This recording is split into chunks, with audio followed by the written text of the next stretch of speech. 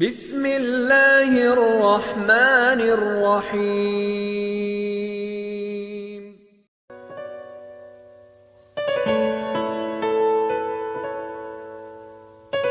Assalamualaikum warahmatullahi wabarakatuh. Para saudaraku semua, syukur alhamdulillah kita panjatkan kehadirat Allah Subhanahu wa Ta'ala karena kita masih bisa berjumpa lagi di channel ini. Semoga saudaraku semua selalu diberikan kesehatan, dilapangkan rezekinya, dipanjangkan umurnya, dan diampuni segala dosa-dosanya oleh Allah Subhanahu wa Ta'ala. Amin ya robbal alamin. Salawat serta salam tidak lupa juga kita curahkan kepada junjungan kita Nabi Muhammad SAW yang kita nantikan syafaatnya di yaumul kiamat kelak.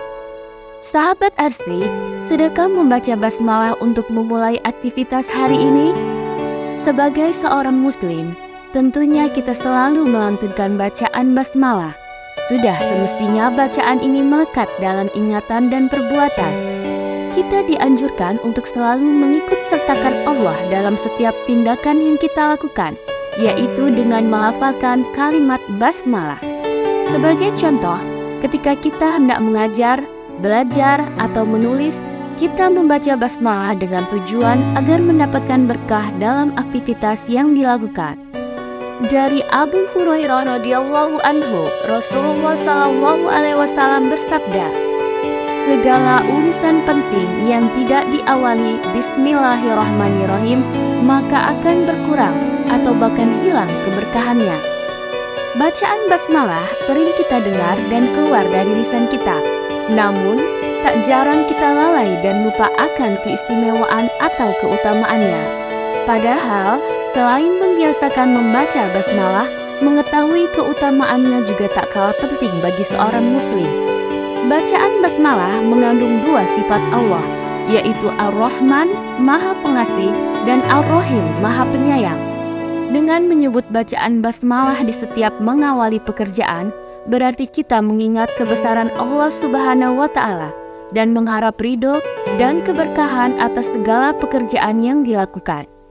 Selain itu, juga berarti bahwa kita memohon dan berdoa kepada Allah Subhanahu wa Ta'ala untuk melenyapkan segala halangan yang telah diketahui Allah atas pekerjaan tersebut. Ada beberapa keutamaan lain yang tak kalah istimewa, di antaranya 1. Sebagai benteng perlindungan dari setan. Basmalah juga dapat membentengi kita dari bala tentara setan yang ingin memperdayai umat manusia agar keluar dari jalan kebajikan. Kita tidak boleh pesimis atau berkecil hati dalam berjalan di jalan Allah Subhanahu wa Ta'ala, karena Dia selalu mempunyai cara untuk melindungi kita dari setan dan bala tentaranya, yaitu dengan membaca basmalah.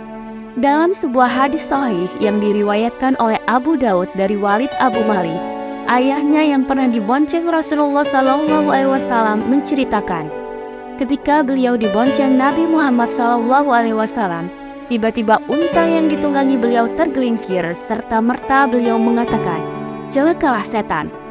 Maka Nabi bersabda, jangan kamu katakan celakalah setan, sebab jika kamu katakan seperti itu, maka setan akan membesar sebesar rumah, dan dengan sombongnya setan akan berkata, itu terjadi karena kekuatanku. Akan tetapi ucapkanlah bismillah, sebab jika engkau mengucapkan basmalah, setan akan mengecil hingga seukuran lalat. Hadis riwayat Abu Daud. 2. Dicatat sebagai 400 kebaikan. Bagi umat muslim yang membaca basmalah sebelum memulai aktivitas, maka akan dicatat baginya 400 kebaikan. Disebutkan dalam sebuah hadis, tidak ada dari seorang hamba yang membaca kalimat bismillah kecuali Allah memerintahkan malaikat mencatat amal untuknya 400 kebaikan. Hadis riwayat Muslim. 3. Sebagai tabir penghalang antara pandangan jin dan aurat manusia. Salah satu bentuk kasih sayang Nabi Muhammad SAW kepada umatnya adalah mengajarkan berbagai macam sunnah untuk menyelamatkan umatnya dari bahaya dunia dan akhirat, tak terkecuali bahaya jin yang berada di sekitar manusia. Cara yang beliau ajarkan agar aurat kita tidak terlihat oleh jin adalah dengan membaca basmalah. Dari Abu Sa'id Al-Khudri radhiyallahu anhu, Rasulullah Shallallahu alaihi wasallam bersabda, "Tabir antara pandangan mata jin dengan aurat Bani Adam atau manusia adalah apabila seseorang melepas pakaiannya dia membaca bismillah." Hadis riwayat Ibnu Adi At-Tabrani dalam Mu'jam Al-Awsat, Al-Matalib Al-Aliyah Al-Hafiz Ibnu Hajar nomor 37. Demikian pula ketika seseorang hendak masuk kamar mandi, dia dianjurkan untuk membaca basmalah sebagai tabir auratnya dari pandangan jin. Dari Ali bin Abu Thalib radhiyallahu anhu, Rasulullah Shallallahu alaihi wasallam bersabda, "Tabir antara pandangan jin dan aurat Bani Adam atau manusia adalah apabila seseorang masuk kamar mandi, dia membaca bismillah." Hadis riwayat Tirmizi 606 dan disahihkan Al-Albani. 4. Bacaan bismillah adalah pelindung dari setan ketika kita makan. Sungguh, setan menghalalkan makanan yang tidak disebutkan nama Allah padanya. Setan datang bersama orang Badu ini, dengannya setan ingin menghalalkan makanan tersebut. Maka aku pegang tangannya, dan setan tersebut juga datang bersama budak wanita ini. Dengannya ia ingin menghalalkan makanan tersebut. Maka aku pegang tangannya. Demi zat yang jiwaku ada di tangannya, sesungguhnya tangan setan tersebut ada di tanganku, bersama tangan mereka berdua. Hadis riwayat Abu Daud nomor 3766.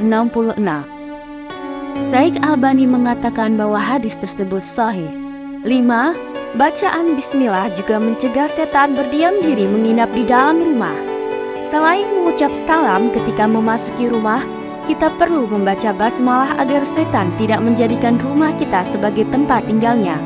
Dalam hadis riwayat Muslim, Rasulullah Shallallahu alaihi wasallam bersabda, "Apabila seseorang memasuki rumahnya dan berzikir kepada Allah dengan membaca basmalah tak kala masuk dan makan, setan akan berkata kepada kawan-kawannya, 'Kalian tidak mendapatkan tempat menginap dan makan malam di rumah ini.' Dan jika ia masuk namun tidak membaca basmalah, setan akan berkata kepada kawan-kawannya, 'Kalian mendapatkan tempat menginap.'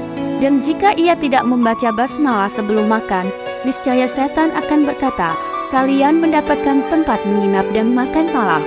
Hadis riwayat Muslim. Itulah penjelasan dari keistimewaan atau keutamaan bacaan basmalah. Semoga video ini bisa menjadi pengingat sekaligus pengetahuan baru yang bermanfaat bagi kita semua. Jangan lupa like, komen, dan share video ini kepada sahabat dan keluarga kita agar kita semua dapat memahaminya dengan baik. Mohon maaf apabila ada salah-salah kata, karena kesempurnaan hanya milik Allah Subhanahu wa Ta'ala. Sampai jumpa di video selanjutnya. Wassalamualaikum warahmatullahi wabarakatuh.